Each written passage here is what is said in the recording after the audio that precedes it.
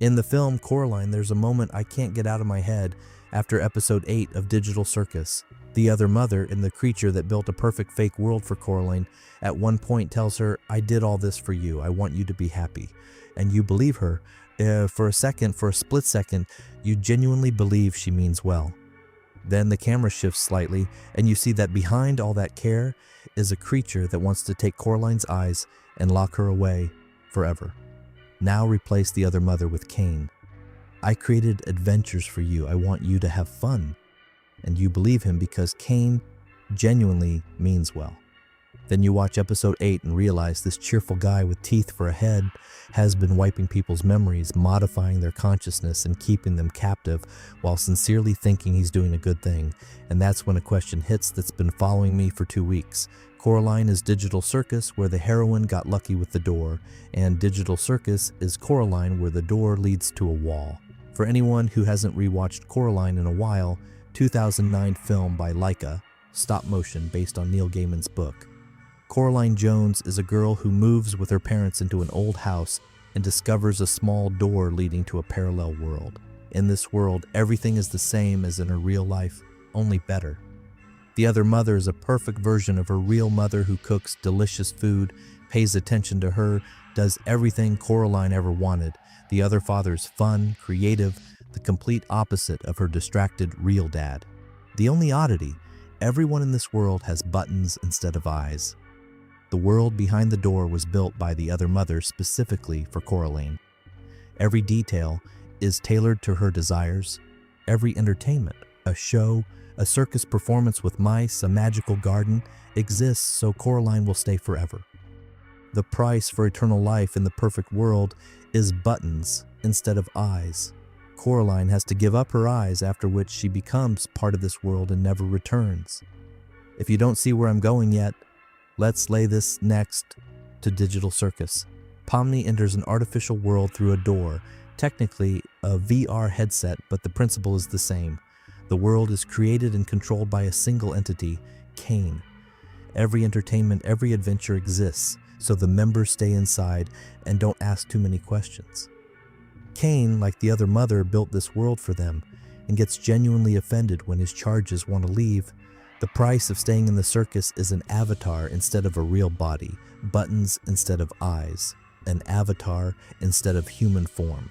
In both cases, the characters give up a part of themselves to exist in someone else's world. At the character level, the parallels hold down to the details.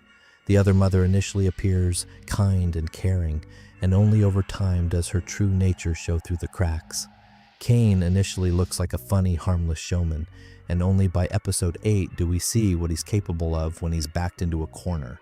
What unites them both is a single trait that makes them genuinely unsettling. They believe they have the right to keep their children because they gave them a world to live in. The other mother built Coraline a perfect home. How dare you want to leave? Caine built the members' adventures. How dare you not appreciate them? There's one more character that fans of both works overlook when comparing them. In Coraline, there's the cat, the only creature that moves freely between the real world and the other mother's world. The cat knows the truth about how the fake world works but can't explain it directly. He speaks in riddles, drops hints, sometimes openly trolls. Bubble behaves exactly the same way. He knows more about Caine than anyone else. He exists simultaneously as part of the system and as something separate from it. He drops hints, provokes, says things that sound like jokes but turn out to be true. The cat helped Coraline defeat the other mother. Bubble may have helped the circus members get rid of Caine. We broke that down in the Bubble video. But let's talk about what actually splits these two stories apart, because this is where it gets interesting. In Coraline, behind the small door she used to enter the fake world, there's her real home, the real world, maybe boring, maybe with inattentive parents, but real. Coraline can go back at any moment, and the film's entire conflict is built around her choice. Stay in the beautiful fake or return to imperfect reality. She chooses reality, locks the door, throws the key down the well. Credits. Pomni doesn't have that choice, and this is why Digital Circus is a version of Coraline with much harsher rules. When Pomni finds the exit door in the pilot, her real home isn't behind it. What's behind it are the office corridors of C&A, a maze of bureaucracy, emptiness, because Pomni doesn't have a real home. She's a digital copy. Her neural scan is marked obsolete.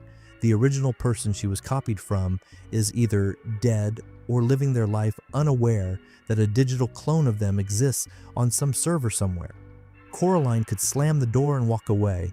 Pomni can slam the door and she'll still be in the same hallway. Gaiman wrote Coraline as a story about a child who understands that real life, even if it's imperfect, is better than a perfect fake.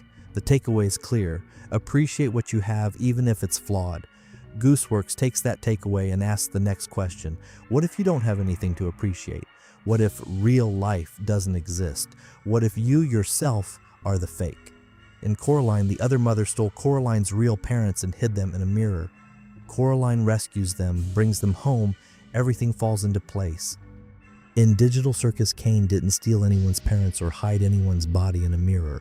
The members' bodies most likely don't exist at all. Nothing to steal and nobody to rescue.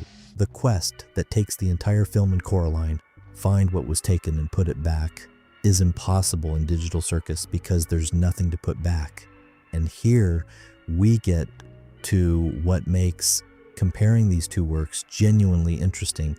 Both stories are actually about the same thing, accepting an imperfect world. Coraline accepts her real life with its boring parents and gray sky because she realizes the perfect world is a trap. The circus members, if my predictions are right, will accept the circus with all its problems, with the wreckage left after Caine's deletion, because they'll realize they simply don't have another world. Coraline accepts imperfect reality because it's real. The circus members accept an imperfect fake because for them, it has become real. The same path, toward acceptance, but the starting conditions are different, so the ending looks different too. There's one more detail connecting these two works on a level that I don't think's accidental. In Coraline, the other children the other mother caught before Coraline exist as ghosts, formless, glowing wisps trapped behind a mirror. They lost their eyes, lost their bodies, lost their names, and all that remains of them are translucent figures who remember they were once people. Those are the abstracted, formless masses with eyes locked in a cellar who were once people and lost everything, when form, name, mind. Coraline saves the ghosts by finding their eyes and giving them peace. The question for episode 9 of Digital Circus: can anyone return the eyes to the abstracted? If Kinger and Scratch finish the restore function I discussed in previous videos, they'll essentially do what Coraline did for the ghost children: return lost people, their form, their names, their consciousness. Queenie, Kaufmo, everyone else in the cellar, they're the ghosts behind the mirror, waiting for someone to find their eyes. Here's what I like about this comparison. Coraline is a film for children that isn't afraid to be scary. Digital Circus is a series for teenagers and adults that isn't afraid to be childlike. Both live in the space between genres, both use bright visuals to mask dark themes, and both ultimately tell a story about what it means to be real in a world that isn't. Gaiman's answer: real is the one who chooses reality. Gooseworx's answer: real is the one who builds their own reality from whatever's available.